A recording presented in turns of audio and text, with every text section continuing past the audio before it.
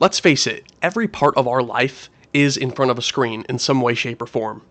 Whether it's work, whether it's entertainment, social connections, or at this point, even rest with doom scrolling and brain rot. I don't know about you, but I personally have hit a point where I just cannot take it anymore. So I turned to something old school, and it's notebooks. Pen and paper, and it's been quietly changing everything for me, and really has become the whole basis of this channel. But before I get into the notebook side of things, I first have to explain the biggest problem we're all facing, and it's the digital overload problem.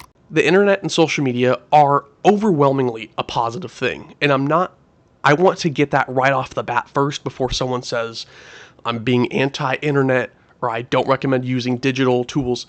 This is not that kind of video. However, from the point social media was first introduced and really gaining popularity, all the way to present day 2025, it has changed for the worst. And this is not even just social media, but the internet in general. It's to the point where we are overstimulated, we're distracted, and even disconnected, ironically, because we're technically the most connected than we've ever been. But the reason is overconsumption. This consumption, this turning our brains off and really, again, numbing ourselves is a big deal, and we have to start treating it like such. But why would I choose notebooks? Why did I go that route? And the biggest reason is pen and paper is such a radical contrast, such a 180 to the digital world. There's no algorithm, there's no notifications.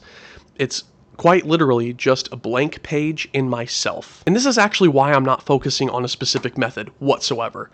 It could be for journaling, free writing, commonplacing, making a to-do list, brainstorming, creative writing. I probably already said that. Literally anything on pen and paper. The whole idea of what I'm trying to get across is there's no secret hack that a notebook can just magically solve for you. This is essentially a decision that you have to make to break the pattern of digital consumption, right? But why? Why do that to yourself? What does a blank notebook actually, what good could come from that? Okay? And that's my next point. We have to rediscover boredom, and we have to learn to appreciate the opportunities we get when we are bored. Being bored, that is where imagination thrives, because that's where you're forced to face your situation where it's like, oh my gosh, what should I be doing? What do I want to do? What am I inspired to do to not be bored? What should I do with my time? We don't face this problem anymore as a society. There is no more boredom, and it has devastating effects. When you're never bored, you're never reaching inside of yourself. You're never reflecting. The reason I love notebooks so dang much is because it helps promote self-reflection, clarity, and really creativity overall. And the fact of the matter is, if you are interested in using more analog tools again, like notebooks, it's not going to work for you if you don't eliminate the distractions.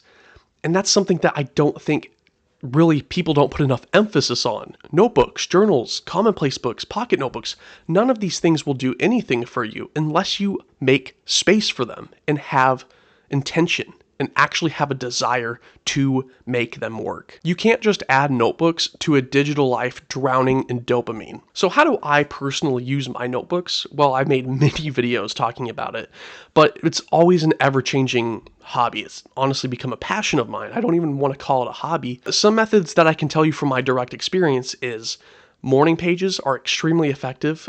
Some people don't prefer them, some people do. If you're not a morning person, maybe try evening pages before bed. Just stream of consciousness writing, doesn't have to make sense, just emptying your brain pretty much, making that pen or pencil glide across the paper. Just speak your mind. It's so relaxing. And then another one I love doing is really just taking notes in my commonplace book or writing down quotes that really resonate with me, or if I'm reading a book and I really resonate with a passage or want to, leave my own thoughts about a passage. Just taking notes, writing down quotes, important things that resonate with you, even something as simple as taking notes on a YouTube video. I can't tell you how many times I've taken notes on just watching YouTube videos that help me learn about whether it's journaling or really anything that I'm watching at that moment.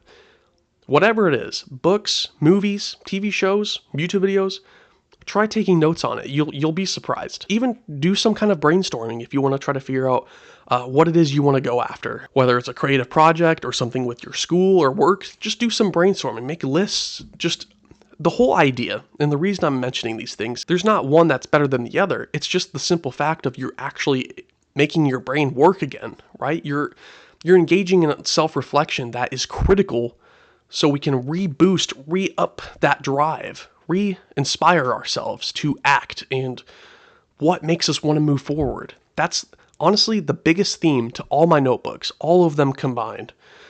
The biggest theme that they all share is that they all relate to what I want to do with my life and things I'm interested in to keep my life moving in the direction that I want it to go. We don't need more productivity apps. We don't need more secrets, more hacks. We need fewer distractions. And if you decide to try using a notebook, a journal, whatever it may be, it won't change your life until you decide to actually show up for it.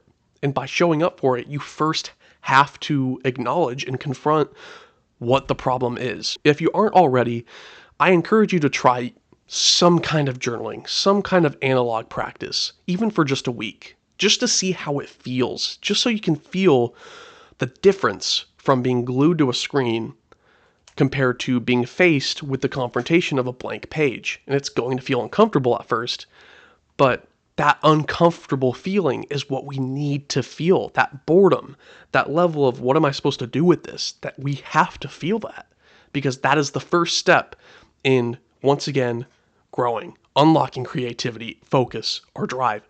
Everything starts with that first step of being uncomfortable. If you're feeling overwhelmed by your phone, try replacing 10 minutes, even 10 minutes of your day in a notebook by thinking on paper. And let me know how it goes in the comments, because I truly, genuinely am curious, and that's what this whole community here is about. If you're interested in more, I highly recommend subscribing because I'm not going to stop talking about this.